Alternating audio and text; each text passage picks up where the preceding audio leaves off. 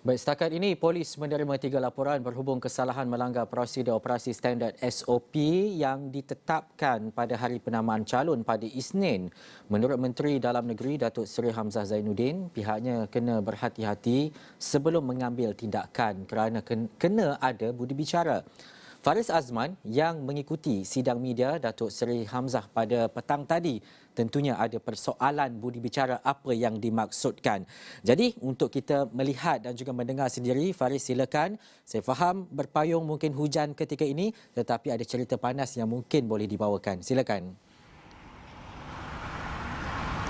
Terima kasih Ehsan. Ya, apa dikatakan oleh Menteri Dalam Negeri Datuk Seri Hamzah Zainuddin berhubung dengan 3 laporan polis yang telah pun dibuat berhubung dengan pelanggaran SOP. Sebenarnya kita tahu semalam hari penamaan calon apabila terdapat juga pihak-pihak parti-parti politik yang membawa penyokong dan ia sekaligus adalah satu kesalahan sebagaimana dikatakan oleh SPR sebelum ini bahawa tidak dibenarkan mana-mana parti ataupun mana-mana calon untuk membawa penyokong di sepanjang hari penamaan calon. Dan itu jelas Datuk Seri Hamzah Zainuddin apabila kami bertanyakan mengenai perkara itu. Pada masa yang sama, beliau mengatakan bahawa tindakan bukanlah katakan tidak boleh diambil, tetapi pada masa yang sama juga polis diraja Malaysia kata jelas Datuk Seri Hamzah Zainuddin perlu berhati-hati kerana kita tahu SOP ketika ini, SOP kempen PRN Melaka ini adalah berbeza kalau kami bandingkan atau kita bandingkan dengan PRN sebelum ini. Dan mungkin kita dengarkan sikit apa dikatakan oleh Datuk Seri Hamzah Zainuddin. Saya sebagai Menteri Dalam Negeri mendapat laporan.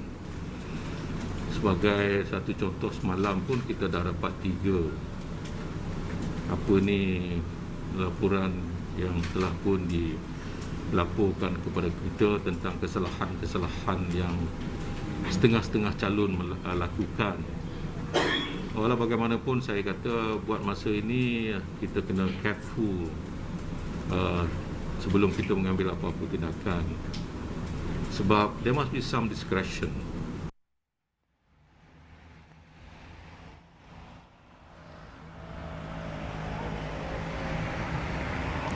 Itu jelas Datuk Seri Hamzah Zainuddin, Menteri Dalam Negeri apabila kami bertanyakan mengenai dengan kesalahan pelanggaran SOP oleh calon-calon parti politik dan beliau mengatakan bahawa budi bicara itu perlu ada dan pada masa sama beliau menegaskan bahawa polis perlu tegas dengan Akta 342 untuk memastikan bahawa tiada jentera parti politik calon yang melanggar SOP ditetapkan. Pada masa sama sebenarnya Datuk Seri Hamzah juga turut menjelaskan mengenai dengan beliau juga Setiausaha Agung PN menyatakan bahawa jentera-jentera Perikatan Nasional juga disarankan agar tidak melanggar SOP yang telah pun ditetapkan. Dan pada masa sama juga beliau mengharapkan agar SPR dapat memberi ruang sedikit kepada calon-calon ini kerana kita tahu tidak kira parti sebenarnya ada calon baru yang mungkin tidak dikenali di kawasan yang mereka tandingi. Sudah tentu ini juga harapan bukan hanya daripada Perikatan Nasional tetapi daripada parti-parti sebelum ini. Semalam juga kami bawakan daripada parti-parti lain yang mengatakan perkara yang sama. Dan saya sebentar tadi baru saja selesai di mana sidang media oleh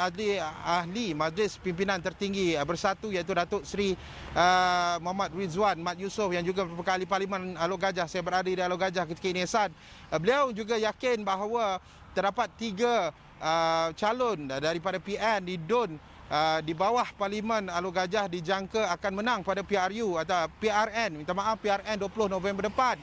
Dan jelas beliau menzahirkan keyakinan itu apabila lebih kurang 300 ahli UMNO dikatakan telah pun keluar dan masuk ke Bersatu pada hari ini. Dan itu antara cakap-cakap politik dan pada masa sama kabar-kabar mengenai dengan apa yang berlaku di negeri Melaka dan kami akan terus bawakan walaupun hujan tetapi saya akan terus melaporkan dari lapangan mengenai dengan PRN Melaka. Ehsan.